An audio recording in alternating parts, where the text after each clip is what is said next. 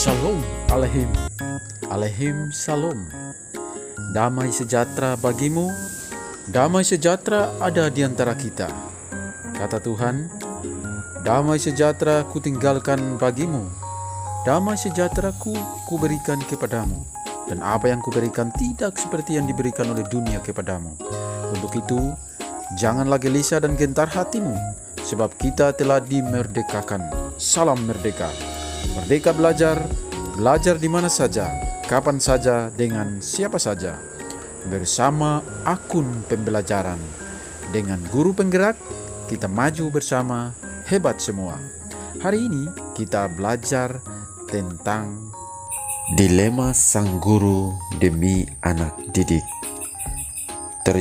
Terinspirasi dari Markus 6 ayat 17 yang berbunyi, sebab Herodeslah yang menyuruh orang menangkap Yohanes dan membelenggunya di penjara berhubung dengan peristiwa Herodias, istri Filipus saudaranya, karena Herodes telah mengambilnya sebagai istri.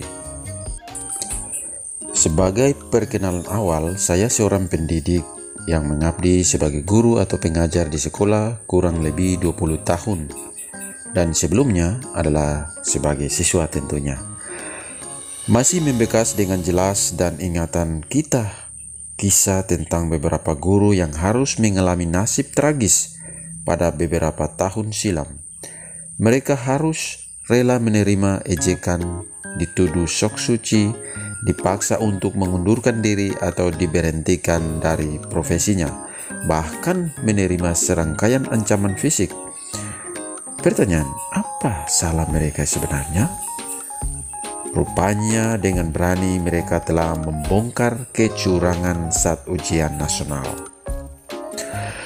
Satu-satunya tujuan dari mereka atau guru intinya adalah membantu anak-anak dalam menempuh ujian supaya bisa lulus, dan sekaligus sangat berpengaruh pada nasib mereka dalam meraih cita-cita. Atau masih pada kasus yang sama tentang siswa yang sebenarnya tidak bisa ikut tes kepolisian atau TNI karena nilai mereka tidak mencapai yang dipersyaratkan. Maka jalan satu-satunya merubah nilai rapotnya supaya bisa mengikuti tes tersebut. Ini sudah terbukti banyak siswa sudah ada baik menjadi polisi maupun TNI, jadi TNI atau kepolisian. Kasus lain masih berkaitan dengan dunia pendidikan atau peraturan di sekolah yang menyimpang. Jika kita memberikan kritikan, mungkin bisa memberi resiko buruk terhadap hubungan kita dengan rekan-rekan kita dan sebagainya. Memang sangat ironis, ada hal-hal dianggap sebuah prinsip kebenaran menurut seseorang, belum tentu yang lainnya sependapat dengan hal itu. Tetapi jika tujuannya untuk membantu sesama, berguna untuk masa depan siswa, apakah hal itu sebuah kebenaran? Pertanyaan ini harus dijawab dengan dasar firman Tuhan yang kuat dan meyakinkan kepada semua orang yang diharapkan sebagai pelaku kebenaran itu. Yang melakukan sebuah kebenaran ternyata juga bisa memberi resiko buruk bagi pelakunya. Nasib yang dialami Yohanes Pembaptis juga sangat tragis. Demi sebuah prinsip, ia harus rela menderita dalam penjara. Demi sebuah nilai kebenaran yang dijunjungnya, akhirnya ia harus mati di tangan penguasa yang lalim. Semua peristiwa tragis itu berawal karena keberaniannya dan terang-terangan menegur Herodes yang mengambil Herodias, istri saudaranya itu. Yohanes pun tahu apa risiko yang akan diterimanya karena berani menegur kesalahan penguasa.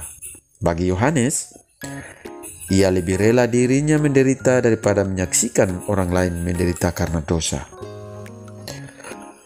Menegakkan nilai-nilai kejujuran dan kebenaran akan selalu menuntut keberanian dan pengorbanan.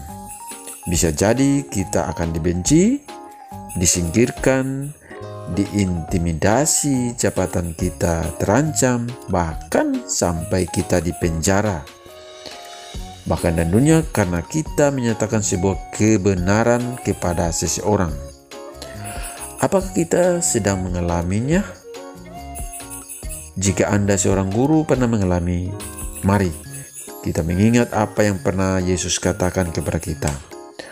Berbahagialah kamu jika karena aku kamu dicela, dianiaya, dan kepadamu difitnah segala yang jahat. Seorang hamba kebenaran adalah seorang yang siap untuk menderita sebagai akibat dari kebenaran yang dihidupinya. Terpujilah Kristus. Amin. Salam Merdeka Belajar.